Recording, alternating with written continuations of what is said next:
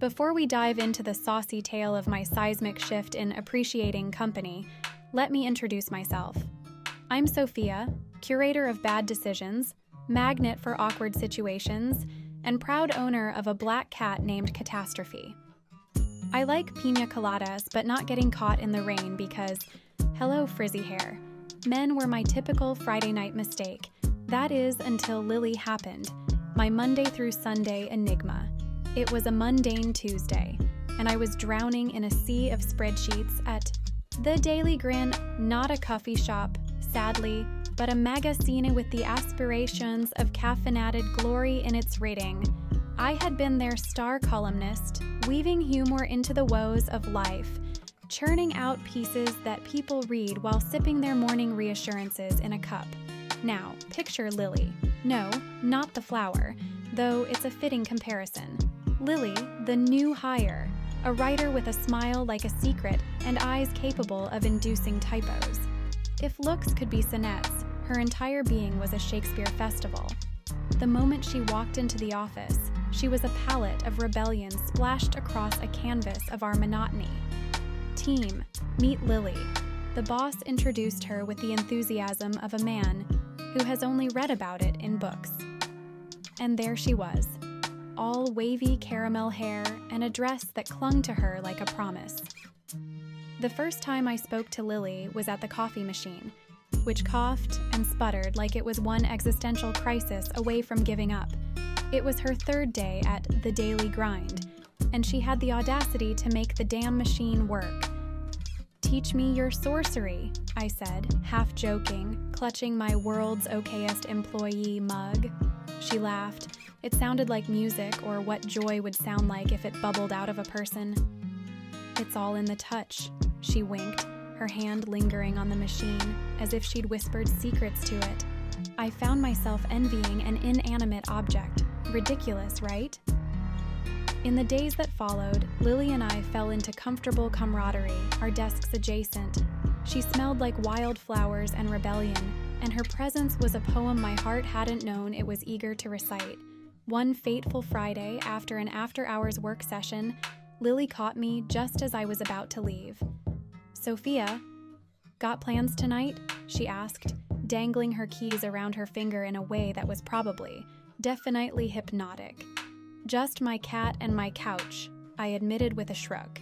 "How about you ditch the cooch and bring Catastrophe to the karaoke bar? As his +1, perhaps." She teased, knowing very well my cat wasn't about to become a party animal. So, I said yes. It was a yes that tumbled too eagerly from my lips, tripping over my sanity and landing in a heap between us. At the bar, Lily sang terribly, her voice massacring classics in ways that should have been illegal. But all I remember thinking is how she was the most beautiful, off-key siren. We drank, we laughed, and she leaned into me during giggles, her touch sending Morse codes across my skin. ... frantically spelling out a language I hadn't realized I understood. It was in the restroom, of all places, where our worlds unequivocally collided. I was fixing my lipstick, heart hiccuping from cocktails and her closeness. She stood beside me, and our eyes met in the mirror. "You've got a little..." She gestured to her mouth, and I rubbed at my lips, feeling like a clown with my smudged makeup. "Not there. Here," Lily murmured. Before my brain could process the proximity calculations, she was wiping the corner of my mouth with her thumb, her touch a voodoo that had my heartbeat tripping over itself. I remember the color of her nail polish, fire engine red, the shape of her lips, the mischief in her dark eyes. I remember my breath hitching, the air crackling with a sudden intensity I couldn't fathom. Then, she kissed me. It was nothing like the "oops, I'm drunk" pecks or the "dare you to" smooches. It was a melody, a resounding chorus, a crescendo that built from my lips to my soul, singing in tunes I didn't know I craved. My world tilted, or perhaps it had been askew all along, and Lily was the gravity that pulled me to center. We stumbled out of the karaoke bar, not from inebriation, but from intoxication of a different blend. The night wrapped around us as we walked, the city lights flickering like they were winking in approval. She didn't ask, and I didn't tell. We weren't a conversation etched in the certainty of labels and definitions. We were an ellipsis, a continuance without a clear premise, punctuated only by the soft brushes of our hands as we walked. My place was a shrine of solitude, my living testament to singledom, with catastrophe as my sole flatmate. That night, as we crossed the threshold, I wasn't a renowned columnist or a sarcastic 30-something singleton. I was a parchment, and Lily was the muse. She shed her enigmas with her clothes, and under the dim light, Lily was a sonnet being written in real time. Our shadows danced on the walls, elongating with our embrace, curving with our movements. We explored the cartography of each other, fingers drafting pathways and mouths following like eager tourists. It was poetry, it was prose, and for the first time, I wasn't penning the story. I was the story. Morning didn't dawn, it erupted, barging into my room with the subtlety of Norse mythology. Sunlight spilled, uninvited, across my bed where Lily lay, a tapestry of dreams still knitting between her brows. And there, amidst the tangled sheets, I found it. The plot twist in my otherwise straight narrative. Catastrophe approved, twining himself around Lily with the proprietary air of a furry matchmaker. Work was never the same after that. We weren't just colleagues navigating deadlines. We were co-conspirators, hoarding glances like stolen treasures. Our secret bloomed amidst keyboard clatters and coffee breaks, a silent sonnet in a cacophony of journalistic hustle. I hadn't sought this, never anticipated that my life, which I'd carefully penned into a monologue, would become a dialogue that smelled of wildflowers and rebellion. With Lily, I discovered paragraphs of myself I hadn't known existed, words that I hadn't realized I'd been yearning to write. So here we are, tangled in this tale that began with a sputtering coffee machine and unfolded like a manuscript penned by the cosmos. It's not a love story bound by the cliches of yore. It's our anthology punctuated by laughter, whispered in metaphors and recited in the hushed tones reserved for life's unexpected plot twists. And as for what happens next, well, let's just say we're still busy writing it. One stolen glance, one shared smile, one lingering touch at a time. The thing about life-altering, ground-shaking, bed-rattling revelations is that they don't come with a manual. So there I was, post-Lily, feeling like I'd been handed a Rubik's Cube that someone had peeled the stickers off and rearranged. Cheaters. The world expected a certain narrative from Sophia, the serial dater of unavailable men, the queen of, it's not you, it's your complete inability to commit. But then, the Lily saga unfolded, sweeping me into a tempest of, what on earth is happening to my hormones? And hormones it was. Because Lily, with her knowing smirks and words that wrapped around my spine, had sparked something. Our nights were sonnets, our weekends, epics. She was everywhere.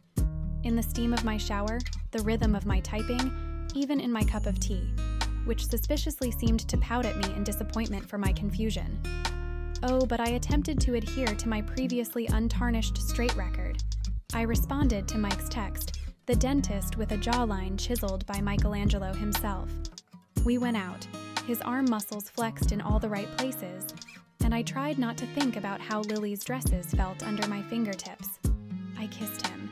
It was like sipping champagne when you've tasted bourbon, delightful but lacking the burn. My mind traitorously ventured to how Lily's lips felt, how they were a promise and a secret, how they spoke a braille my body understood fluently. Then there was Steve, the corporate guru who owned more ties than I had exes.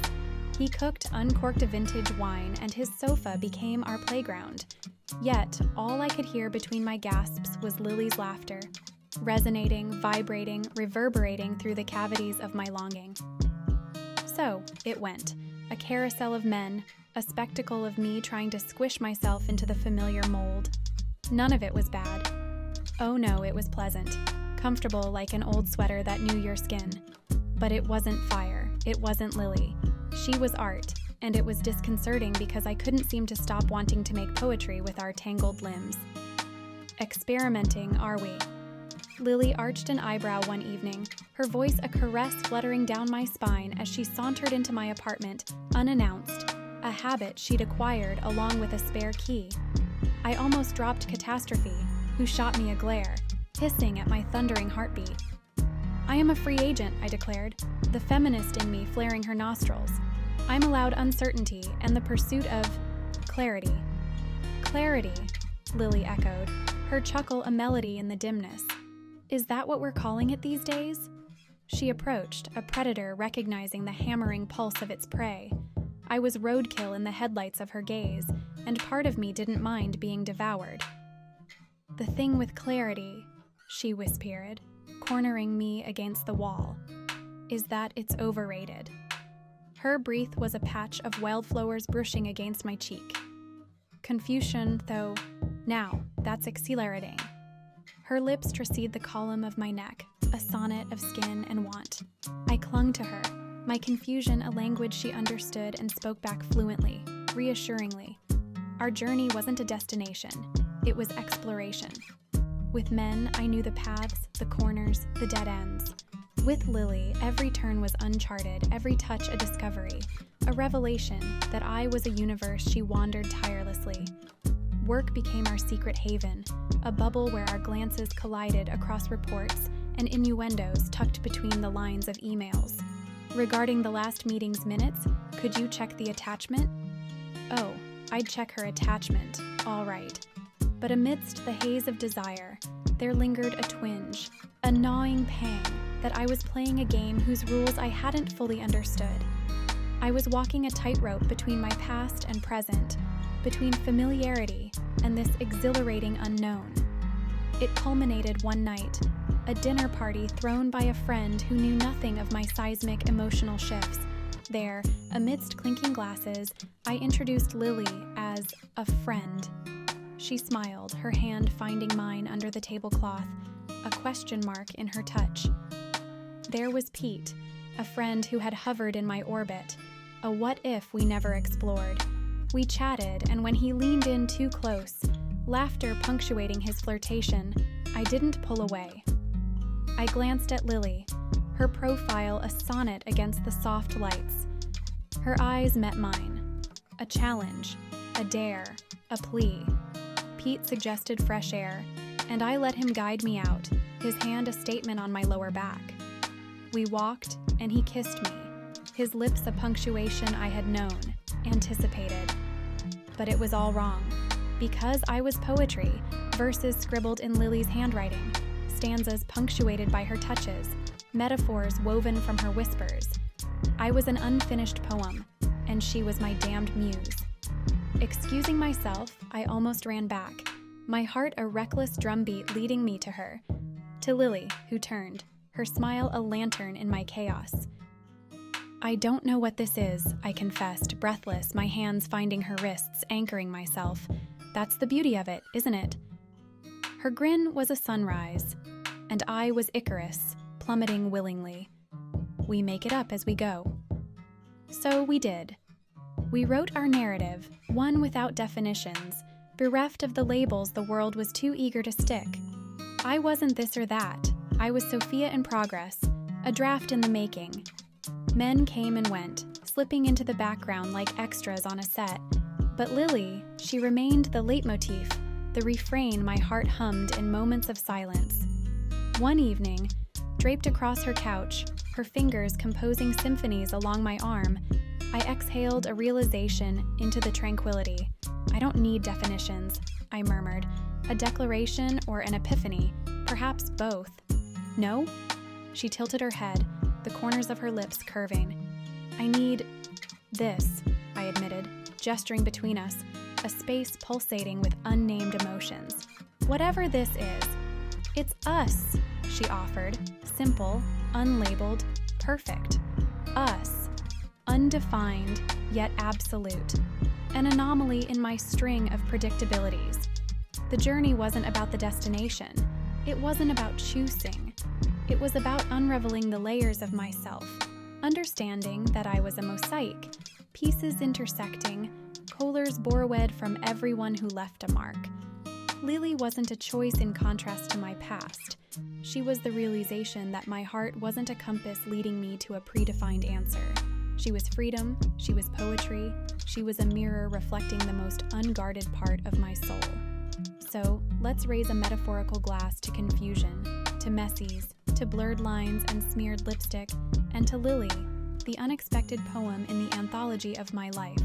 Because clarity is indeed overrated, and I'd rather our undefined, smudged, imperfect us than any clear-cut, boxed-in, shrink-wrapped label. Here's to us, an unfinished poem, a story mid-sentence, a love unboxed. Here's to the beauty of uncertainties. As the autumn leaves began their yearly transformation, mirroring our own, life with Lily became a canvas of vibrant strokes, an unexpected masterpiece that I was continuously painting. Each day etched new memories, laughter filling our evenings and whispers warming our nights. But in the quiet moments when Lily's laughter echoed in the chambers of my heart, I realized how much remained unsaid, spaces within her I hadn't explored. She was an enigma, her past a series of ellipses leading to the now. I remembered our first real conversation, beyond the veiled flirtations and charged exchanges. We were nestled in a quaint cafe, rain serenading our confessions. It was then, between sips of overpriced lattes, that she'd mentioned her upcoming birthday, buried within tales of her childhood and dreams. Like a hidden gem I was too entranced to unearth. The realization struck like a thunderclap in an otherwise clear sky. Lily's birthday was imminent, a whispered secret my memory had regrettably shelved. An opportunity presented itself in the mundane monotony of paperwork and corporate drudgery. As I sat in my office, the click-clack of keyboards and murmurs of daily business humming in the background, a thought, bold and unbidden, seized me. Lily's employee file. Torn between ethical reservations and a heartfelt desire to bridge the gaps in my understanding of her, I approached my superior, feigning concerns about team dynamics, and requested access to Lily's file. It was a slippery slope, a bargain with my own morality, but the thought of surprising Lily propelled me forward. When the folder, a manila testament to Lily's professional life, lay before me, it was as if Pandora's box had cracked open, spilling forth a sliver of truth, a fragment of Lily concealed from my view. There, amidst performance evaluations and tax forms, was an enlightening piece of history. Prior employment, dancer at Euphoria's Realm, a local strip club known for its discretion and exclusivity. The revelation sent a jolt through my system, a circuitry of surprise, curiosity, and a peculiar twinge of admiration. My Lily, a vision on the dance floor, commanding awe and embodying freedom, her body telling tales of defiance and liberation. Yet the question gnawed at me, creating rifts in the tapestry we'd woven together. Why hadn't she entrusted me with this facet of her journey? The following days were a tempest of emotions, moments with Lily tinted with this newfound knowledge. Each laugh, each touch was a note in a symphony, underscored by my yearning to understand her, to be her confidant as she was mine. Her birthday approached, a beacon in my turmoil. I planned meticulously, an evening under the stars in a secluded orchard, fairy lights lending us their magic, a world removed from prying eyes, where truths could unfurl, unjudged, embraced. When the day dawned, a crisp Saturday painted in hues of anticipation, I led Lily, blindfolded, each step a trust fall, to our haven of honesty. "Happy birthday, Lily," I whispered as the blindfold fell, her eyes those pools of infinite stories, reflecting the wonder we were enveloped in. She spun, joy cascading from her in ripples, reaching for me, her anchor in the fantastical. "This is... Sophia, how did you..." A hesitant breath escaped me before I waded into the depths of vulnerability. "I wanted to understand you, all of you. I wanted to be someone who knows your past because I dream of a future with you." Her eyes searched mine, the gravity of my confession dawning on her, shadows of erstwhile secrets flickering across her face. "There are things I've never shared," she began, her voice a feather on the breeze. "Parts of me that danced away from harsh lights, judgment. I used to dance, not for the leering crowds, but for myself, for the Lily who needed to reclaim her body, her identity." Each word was a stitch, mending, binding, healing. "I didn't hide it," she continued, a resolve stealing her tone. "I was waiting to tell you, waiting for the moment it would be a story of strength, of the woman you see before you, unashamed, undiminished." In that instant, surrounded by the night's embrace, we weren't a culmination of our pasts, but a beginning, raw and unfiltered. I saw her, the layers, the struggles, the triumphs, and the remnants of a dancer who swayed for empowerment, a lily who bloomed in adversity. "I love you." It wasn't a declaration. It was a recognition, an acceptance not just of her, but of us, of the mosaic we were creating from pieces of our souls. Her smile was a dawn, a new chapter as she whispered back, "I love you, for this, for everything we are and will be." Our dance began then, not to music, but to the rhythm of our heartbeats, a celebration of revelations and the beauty they ushered in. We moved, her former life and our present one colliding in a promise of transparency, of fearlessness. We weren't our secrets or our revelations. We were the courage in sharing them, the strength in our unity. In the orchard that bore witness to our rebirth, we were infinite, a tapestry of stars, experiences, and love, a dance of truth that never ceased.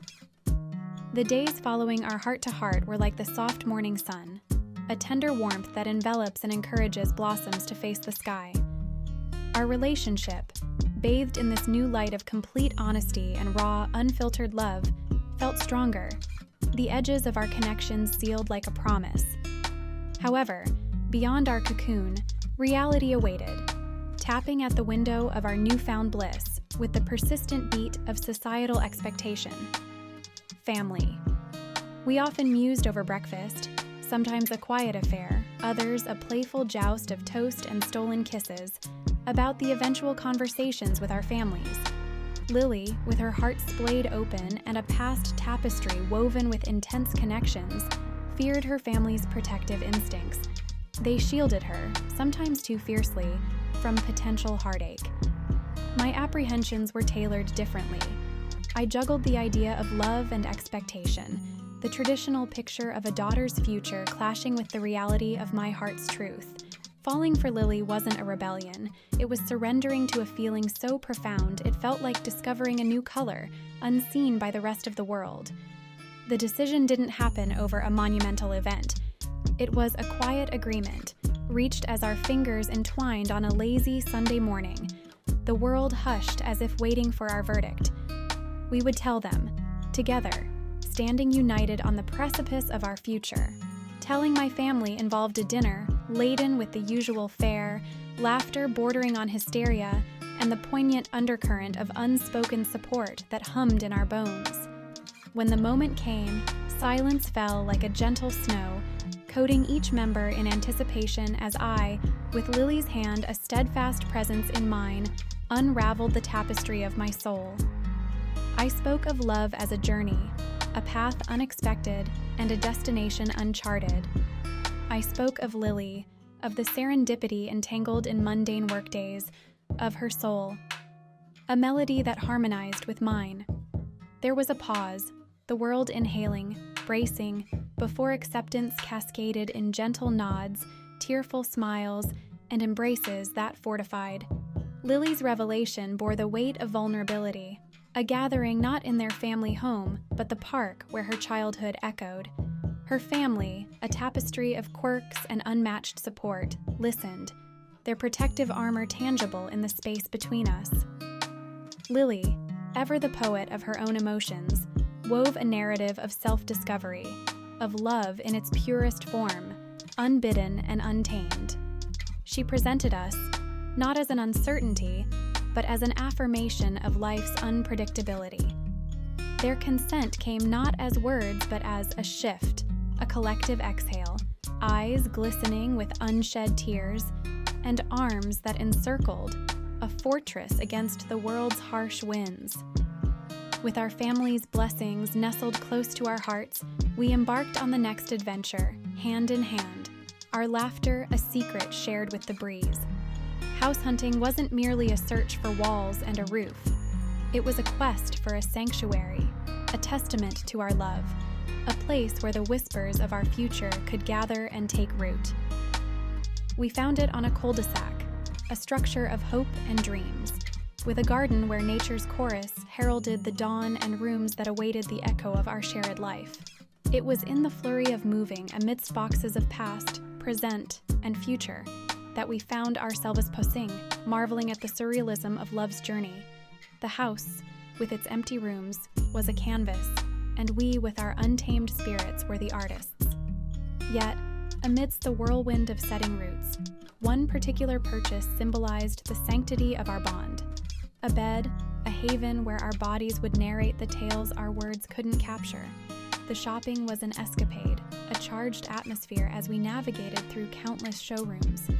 Each mattress we tested wasn't just a mundane act, but a promise of the nights to come, the very thought sending tremors down our spines, our shared glances heavy with unspoken desire. It arrived as a culmination, on an evening tinged with the remnants of sunset and the promise of a crescent moon. The bed, in its grandeur, stood as an altar of our connection, sacred and profound.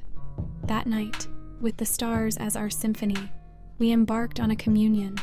Our celebration was slow, reverence in every touch, every shared breath. We explored with the patience of cartographers, charting a course across skin and soul, claiming and yielding all at once. In the glow of our sanctuary, Lily was ethereal, her body a map I traced with lips and whispers, memorizing the routes to her euphoria. Her responses, fervent and sincere, were sonnets in the stillness, every gasp a stanza of an epic written in the ink of passion. She, with a dancer's grace, navigated my form, her movements a melody that strummed my essence, rendering me pliant, a symphony awaiting her crescendo. Our dance was not one of dominance, but of harmony, a rhythm that pulsated in the space between hearts and hips. As the night deepened, our exploration ascended, fervor escalating into an exquisite frenzy. We teetered, gasping, on the cusp of profound, an apex that beckoned like a siren's call. And when we surrendered, it wasn't as two separate entities, but as a singular force of nature, a cosmic event that marked our universe indelibly. We lay entwined, a tangle of limbs and satisfaction, the air heavy with the scent of our devotion.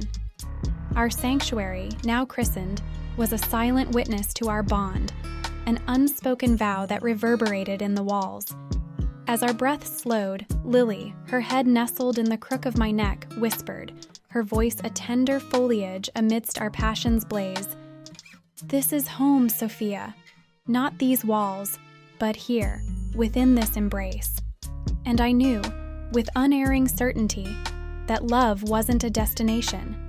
It was this journey, from whispered confessions on cool sheets to declarations echoed in heartbeats. It was Lily, and it was me, and the home we built in the spaces we occupied within each other. Our tale wasn't one for the annals of history, but a quiet narrative shared with the stars that peeped from the heavens, a silent acknowledgement of the life we were nurturing.